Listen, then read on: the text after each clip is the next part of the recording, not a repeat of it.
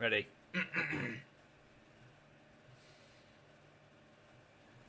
Hello everyone, and welcome back to the Edain Mod.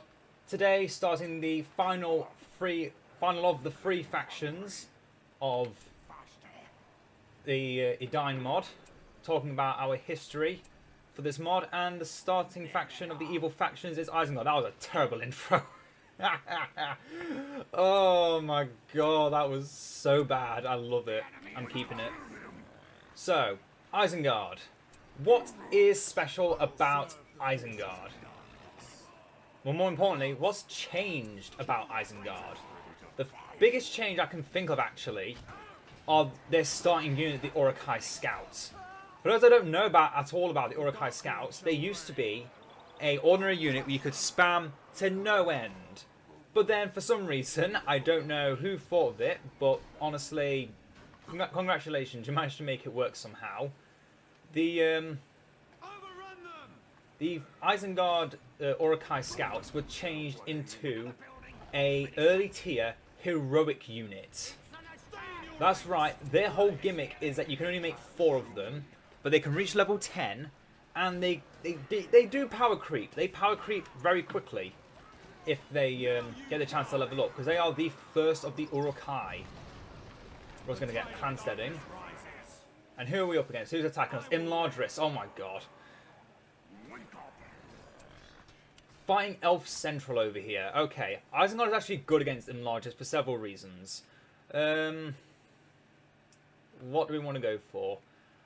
I kind of want to go over all of Isengard's power tree, because there are actually the 2 biggest changes are the changes on the left and the right side of the power tree, so I have to go to everything to show it all off, which is annoying. And I'm going to lose a furnace. Oh my god. So what was that I just did? That is the crippling strike. Originally that used to be sorry, not crippling strike, the hunting arrows. Originally that was just a debuff, but now it got upgraded into being also a knockback, which I quite like. And also from the clan setting, obviously you can get the Dunlending Warriors, the Axe Throwers, and Wolfgar. That has never changed in Edain. Wolfgar was one of the few heroes that was actually introduced in a separate building before they changed it, so like characters like Lurtz and Oglok and Sharku were in separate buildings too.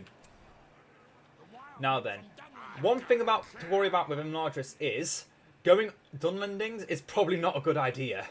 If I knew I was up against Imladris, I would not have picked to going Dunlendings, because Imladris can cut through any basic infantry like a hot knife through butter. And yeah, that is exactly what the Dunlendings are. So we're going to go for lumber mills.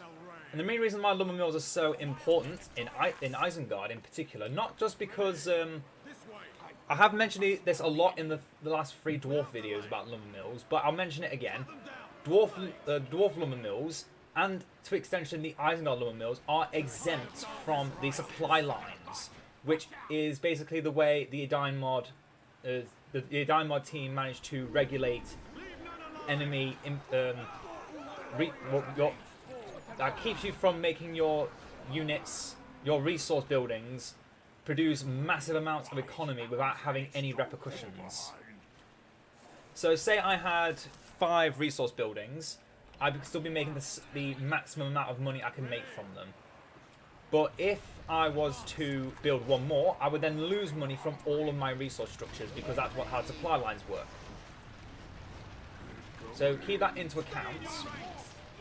But lumber mills are exempt from this.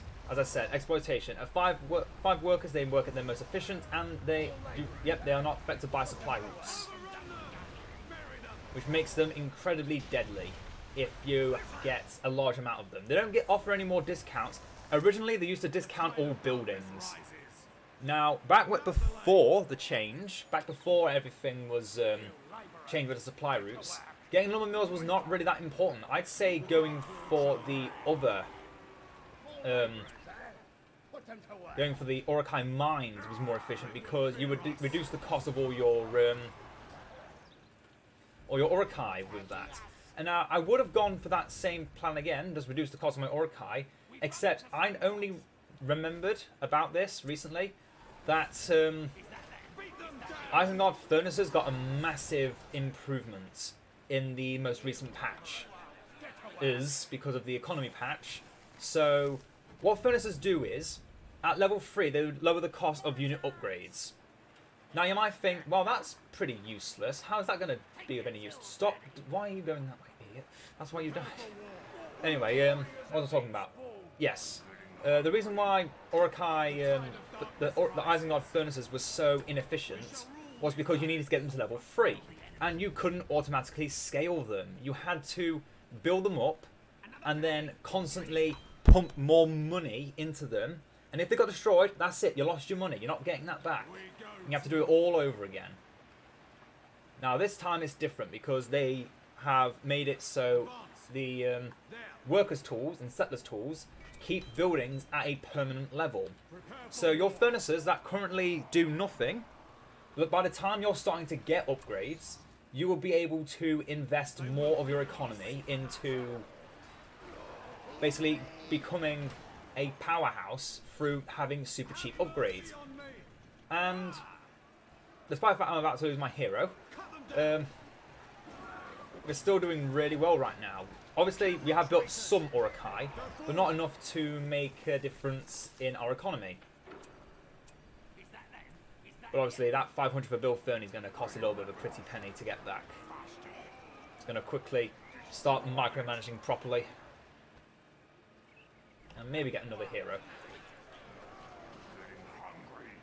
So yeah, that is the main power of Isengard, is their ability in the later tiers to have the cheapest upgrades in the game. No other faction can get upgrades as cheap as Isengard. Now I'm going to build a mineshaft here just because I don't expect this to live. And I expect it to get destroyed. And as you can see here, my Isengard Orokai Hunters, they are currently locked off because I have my limit of 4 of them. So honestly, if you're going for, unless you're going full Wildman spam, getting the pantry upgrades are not necessary in the early game for Isengard because you're going to be having all just basic Orokai Hunters. And they're going to destroy my base. I don't like this. Please stop them. I do like the knockback aspect of these hunters now. I didn't notice they had. I didn't know they had that, but it's good to know. And it's good for me to now know that they have that. Oh yeah, another thing. Isengard were the original faction that would upgrade all their military structures permanently. That's right. The Machinery of War, level 2 and then also level 3, upgrades all Orc Pits, Wild Pits and Siege Works globally to level 2, giving them hit points and build speed as well as unlocking new units.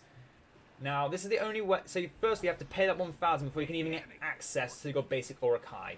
Anyone who has played Isengard in the Edain Mod in the past will know that it is imperative to get your basic Orokai units.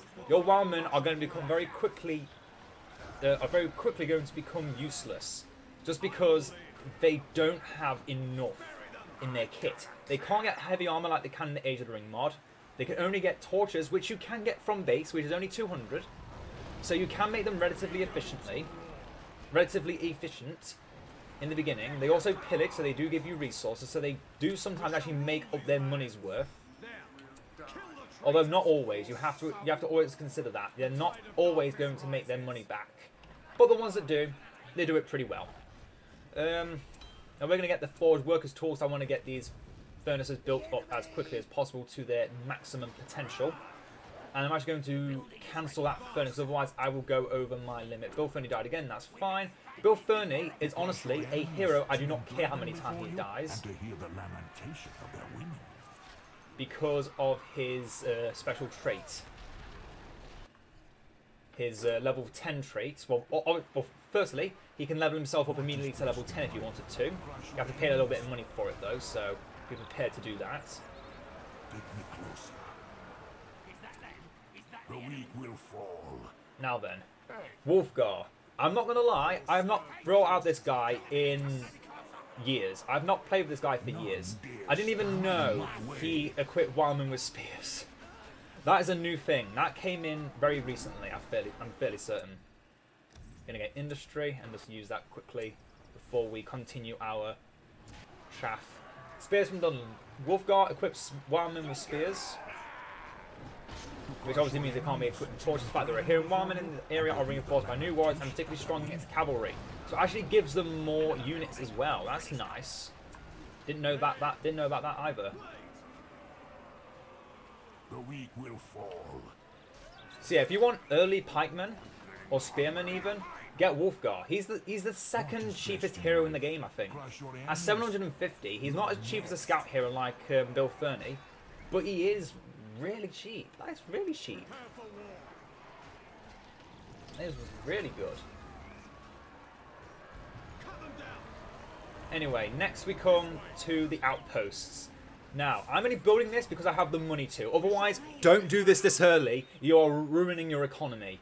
But we're building the steelworkers. Now, what does this do? The steelworkers is the, I believe, is the only upgrade set, is the only building, the only outpost in Edain that does not have a way of recruiting units. Because Gondor has the border stronghold, which is for Don Amroth. Rohan has the exile camp. It would help these numbers didn't just walk out into the wilderness and die, you know. What was I saying? Lothlorien has Mirkwood and their other Lothlorien outposts, so yeah, they're all efficient. I'm not getting any more labourers from these because we've already hit our command point limit, so that sucks. We shall rule these lands. Wait, why are these protected the ruin then? Best not to ask those kinds of questions. Anyway, so yeah, the Steelworkers is one of the only buildings that actually doesn't. That all it does is generate you a lot of resources. That's all it does. It generates a lot of resources and it makes your late game units even better. So this is one of the times when your secondary outpost building is amazing, but you don't want it early because it gives you no value. Because again, all your basic early tier units don't have access to that heavy armor or forged blades, or even steel bolts. So your Uruk-hai, all these Uruk-hai have is captains, which they require a hero to get. Your wildmen can get torches or spears with Wolfgar, but then again, they still don't get anything else. But the steelworker, oh my god. Look at our resources going above and beyond. We have to show off some of these guys now.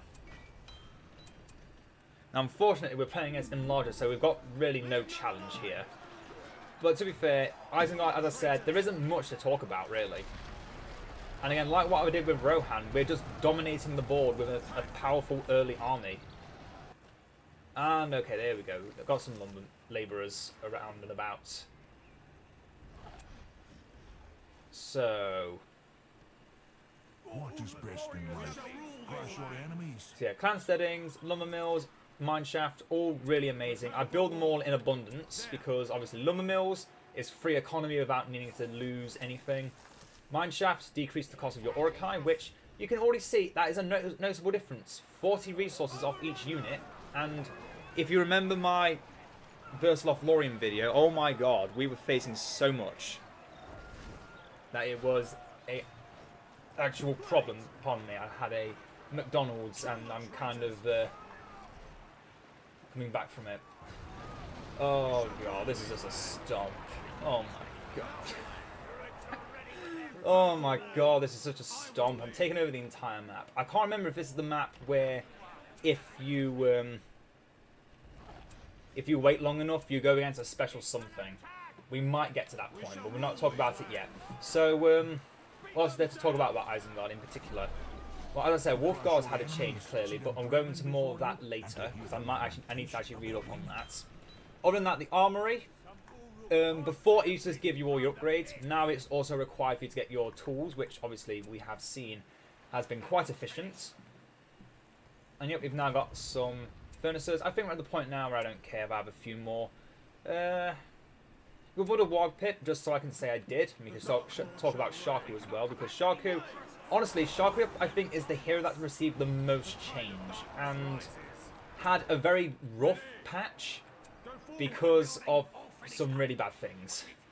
And again, we'll go into that shortly. But yeah, Isengard is a faction that, honestly, just their Uruk-hai alone are good enough to be their late game army because of the way they get upgraded.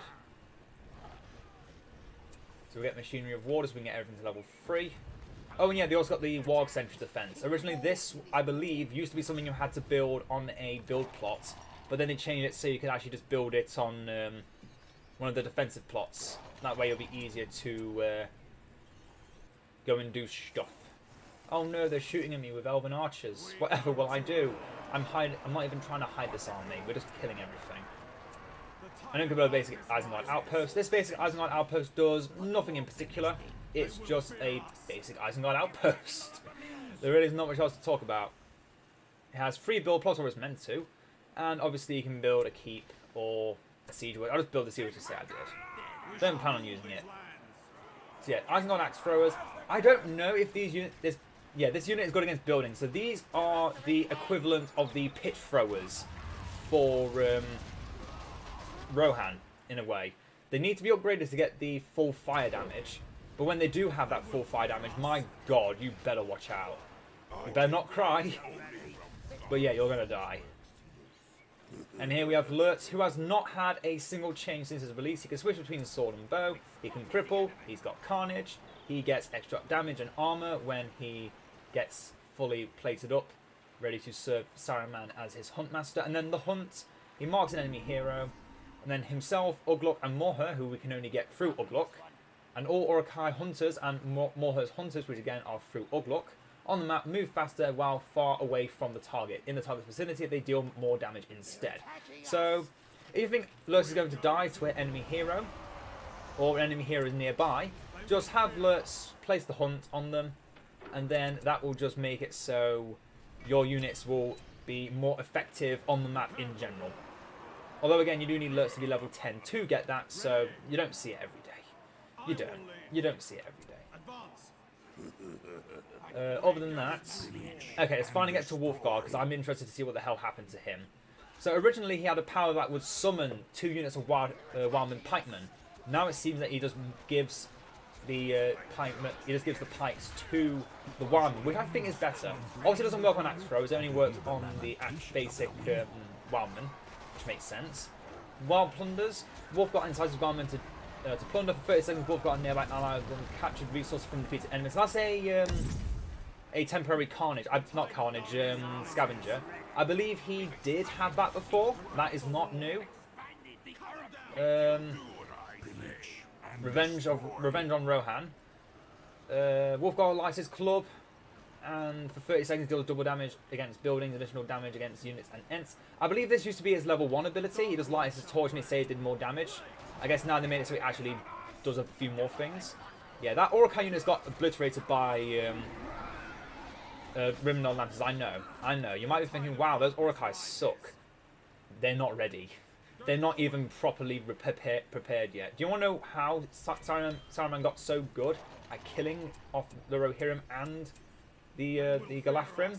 It's because he built a proper army and he armoured them up, ready to kill anything that got in his way. Anyway, back to Wolfgar. Oath of Dunland swears an oath to fight. The Saruman temporary wildmen are recruited faster. Okay, that's a good ability. And then arm all wildmen on the map are permanently armed with heavy armor, resulting in more life. I believe this used to be a area of effect ability, so it's actually been made better now. Good. So if you want to make a wildman of Dunland stack work, you're going to need Wolfgar and you're going to need him level 10. It's not easy to do, and also not very efficient. Because obviously, by that point, you're going to want to start going for Uruk-hai. But it's a fun little strategy that I might one day partake in. Anyways, get Grima before we get Saruman. And then, while we just upgrade our Uruk-hai to be their full fighting force, like they truly should be. Because yeah, Uruk-hai without their upgrades are really nothing.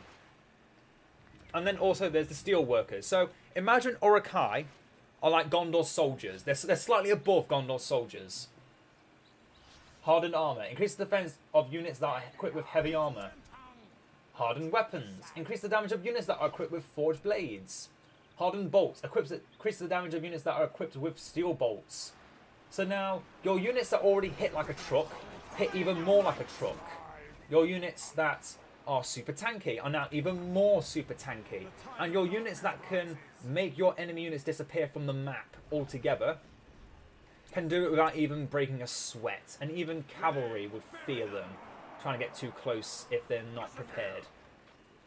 Yeah, Isengard late game is deadly. And look at that recruit speed. These are Isengard Urukai we're talking about here. Yeah, it's not like as fast as, say, how fast the Imladris units were summoning with Arista supervision.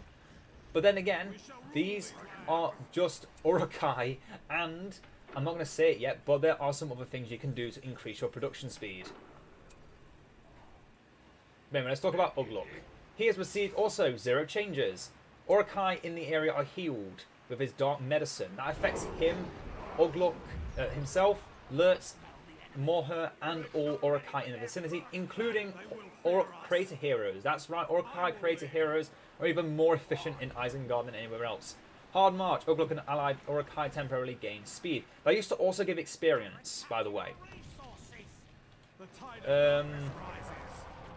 But first, he gains life equal to the damage he inflicts on enemies. I believe this used to be an AoE that also increased damage. And I'll be wrong on that. Leader of the Urukai, Oglok is the greatest and most powerful of Uruks and is known for killing those who deems to be too weak. Nearby Uruks gain armor as a passive. So again, more armor for your already heavily armored units. You should definitely fear these tanky motherfuckers. And then finally, Call from the Dungeons summons Morher and elite Urukai hunters to the battlefield, which are basically just melee-focused Urukai hunters, which I imagine are scaled to be like level 5 out of 10. If I was to take a guess, if I was to hazard a guess, I'd say they would try to be scaled to about half the strength of elite Urukai hunters. So yeah, Oglok, another great support hero. Lurtz is your hero killer. Grima, I don't want to talk about Grima yet. Oglok is your elite tier supporter. Wolfgar is your early tier supporter. Sharku is just exists. And then there's Grima, who can escape, can neither attack nor make an attack, and he disappears from the field. So only things like a catapult shooting a stone blindly into his face, or let's say a Gandalf Word of Power, when Grima is on like 1 HP, will kill him in that state, in that phase. Venomous Words reduce enemy armor by 20% and damage by 20%. It actually gives you proper numbers for how much of a reduction you're getting. Before, it never actually did that. It never, back in vanilla, it never actually gave you a number. And it used to also reduce speed in vanilla, but obviously that's been changed. Backstab, double damage if hit from behind and loses 25% armor for 10 seconds. Obviously you can't really gauge when an enemy is getting hit from behind, so the fact it gives this kind of wording kind of emphasizes you have to use escape with backstab to make it work properly. Or you have to be able to cripple them. Lurtz. Then Influence of Despair. Grima deceives enemy heroes to the target area into believing that they are weak and they deal no damage and receive no experience for the duration of the deception. So, Imladris hero stack, they're reduced to nothing. Gondor hero stack, reduced to nothing. Rohirrim charge, they lose all their buffs because all their heroes are weak and do nothing. Lothlorien, Galadriel, not a problem even if she's in the Queen of Storm form, she won't be able to do anything. We're just going to pick up Wizard Tower, and we'll talk about that soon. What else? Oh yeah, Sauron. No you don't. Angmar, Witch King. No. Mordor, and Witch King of Angmar. No. Oh yeah, other Isengards. Have you seen Alerts on Carnage? And there's Oglok on Bloodthirst. Those two guys will live forever. Well, they're not going to be healing, and they're not doing any damage, so they're definitely going to die. Yeah, Grima's a nasty motherfucker. He's exactly like the Mouth of Sauron in Mordor, but we'll talk about the Mouth of Sauron in next video. And then finally, Sabotage. This originally was his Convert Hero ability, but obviously that got changed into this. His many years of deception enable Grima to sabotage enemy plans. The selected citadel and any surrounding buildings cease to function in any way for 30 seconds. Isengard's heroes have some amazing level 10 powers. To crush your enemies, see them Basic units get armor, which get even stronger with other things. Gives you resources, makes your Urukai better on the battlefield. Summons something that's pretty useless, but that's because it's Sharku. makes an enemy base no longer function. You know who else can do that? Sauron. Grima has just been put on the level of Sauron with that kind of ability. What the? How dare you get out of your base and attack me? But yeah, Grima, he is a bit of a troublesome hero though, because you need to actually level him up early. Otherwise, he does not do much. You need to actually get those levels up before he actually becomes valuable. Because obviously, that's where all his powers go. Now, Sharku, for 45 seconds, starts a wild hunt. Wild can howl without having to wait for the reload time, gain extra experience in combat, and Sharku moves faster for this duration. So he's basically Narin.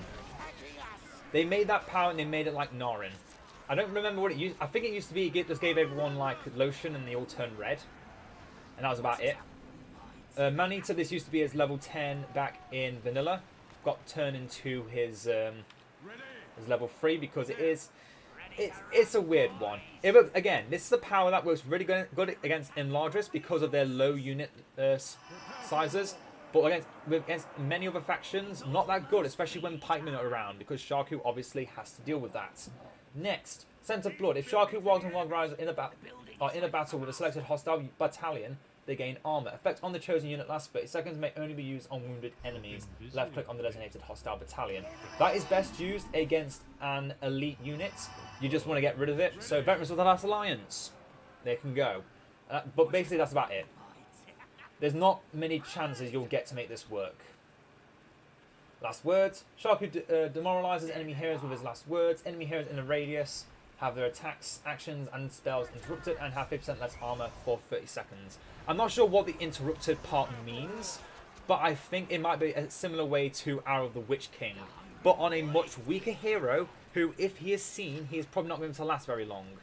And then finally, the Untamable unleashes a horrible, disfigured, indomitable warg to the battlefield, cannot be controlled by anyone, and will point itself towards any creature it encounters.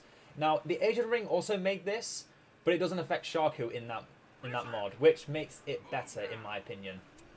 It makes it so much better, it's not even worth considering as in this faction, unfortunately, because it just doesn't do anything. It is literally if Sharku is about to die, he can do one little thing before he dies. I don't like it. Yeah. The reason why Sharku used to be... There was a bit of controversy with Sharku in the past, and that controversy was because he had an attack animation bug. If you remember Gorkill back in the day, he used to... You could keep clicking over and over and over again, and he constantly like swipe his sword or smash his hammer into something, and it would constantly deal damage. Yeah, that is basically what Sharku did, but on steroids. He could attack like 3 times his normal animation speed, so he'd be dealing 3 times as much damage, 3 times as fast, and basically there was very few heroes that could 1v1 him and survive.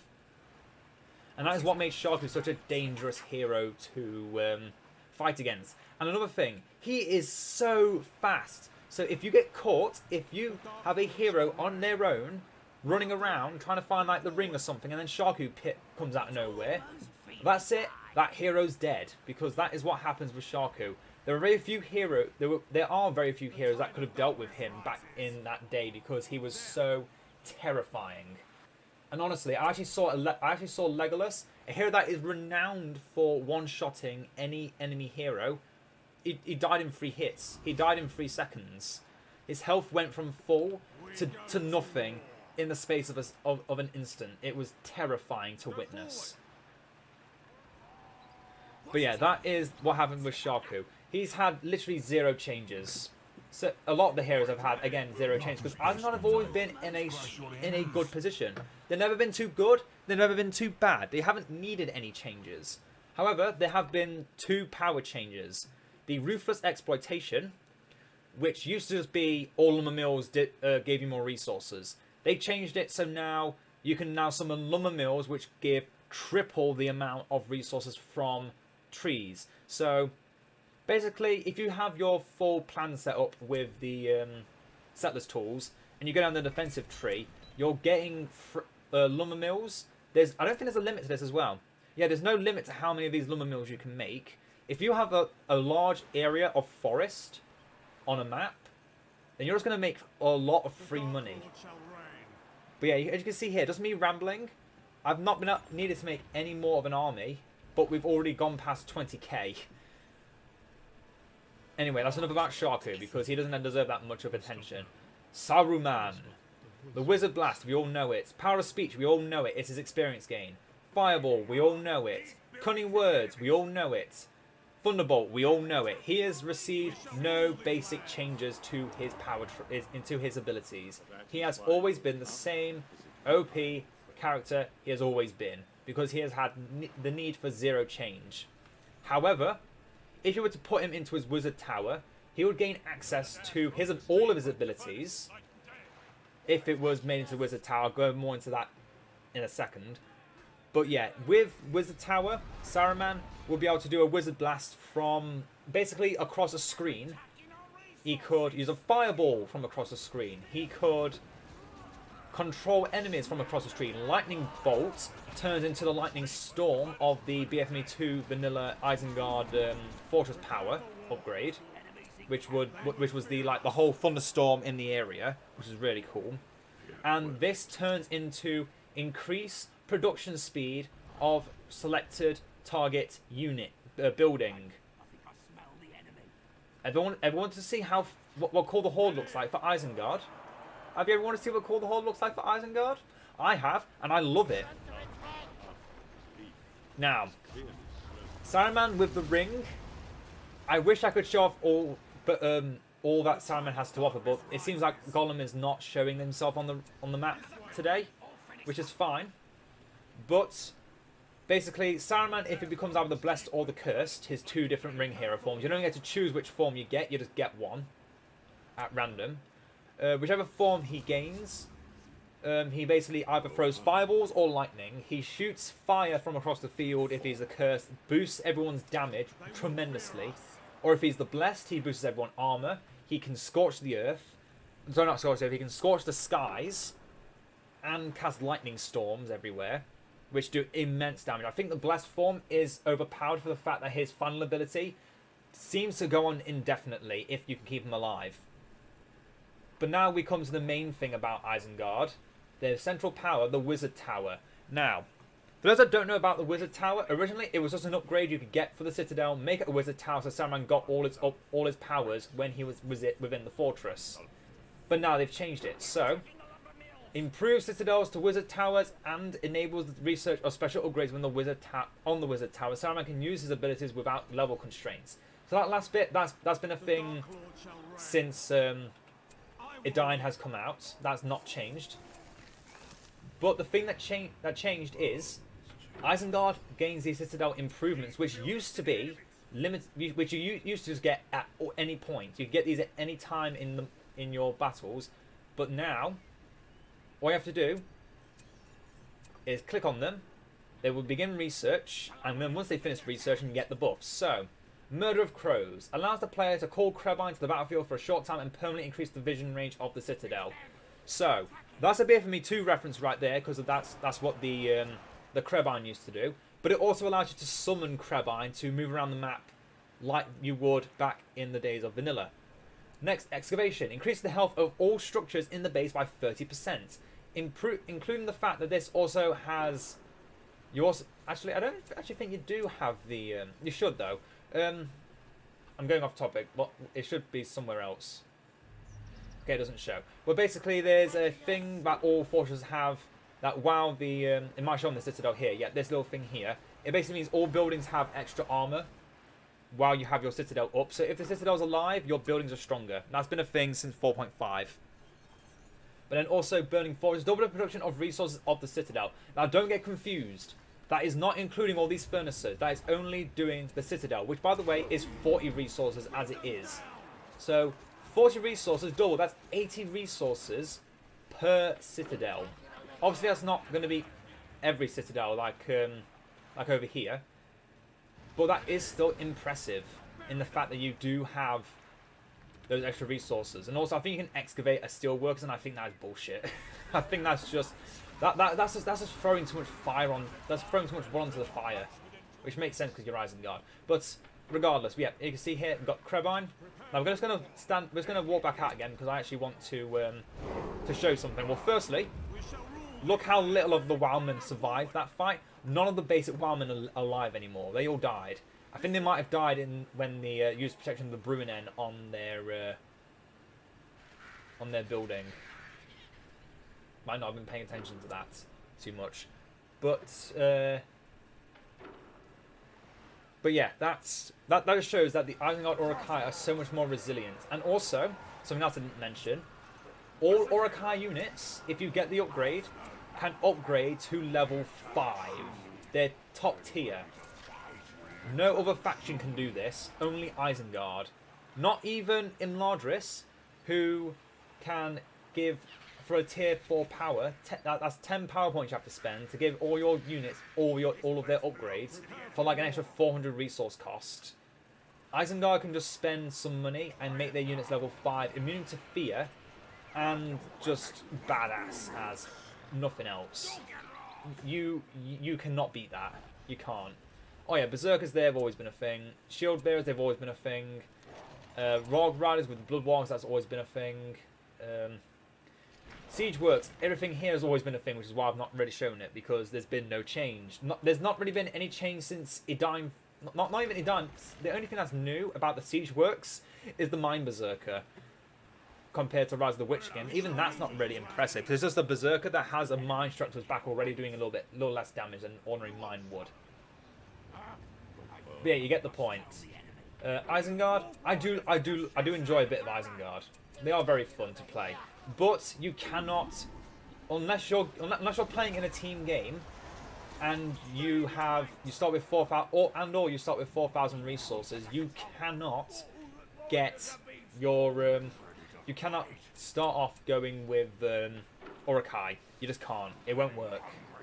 Because your enemy will want, unless you're playing against Imladris like we did today, anyone but Imladris, we would be facing siege, we'd be facing against hero spam, so much stuff. We got a very lucky roll, and we just stomped the enemy AI into the dirt. Because unfortunately, the AI for Edain, even on brutal difficulty, we're only on hard, don't forget, because I am doing most of this just for the commentary. But yeah, mostly the problem with the biggest problems you have to worry about with Isengard is letting them get to the late game. Just like in Lardris, if you get to the late game with Isengard, you are almost unbeatable. It would take a ring hero along with several very powerful heroes and an army of your best units fully upgraded to stop a fully upgraded Isengard army. And if you let them get to that point, that's it, you're done. You're just not going to come back from that. Now, there is one more part I wanted to show, but basically it's 2 different powers brought together, bringing in also some cavalry. That's all it is, really. That is all that Minions of the White Hand is. So basically you get Grishnak's Boys, used to be a tier 2 power which summoned Grishnak, who is a pretty powerful assassin, and some basic orcs which can plunder. You get some Wildmen, which again can plunder, and then you get some units of Rohan Traitors, which are the Rohan Traitor unit that Theoden can summon while he's corrupted in Rohan. However, they're on horses, so that's some cavalry for you. And I believe they're actually more elite than your Wild Riders. And look at this. We have built a lumber mill just in the middle of the enemy base.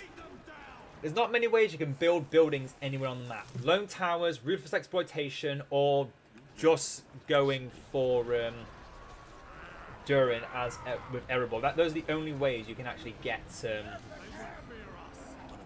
those kinds of things. But yeah, that is Isengard wrapped up in a nice little bow.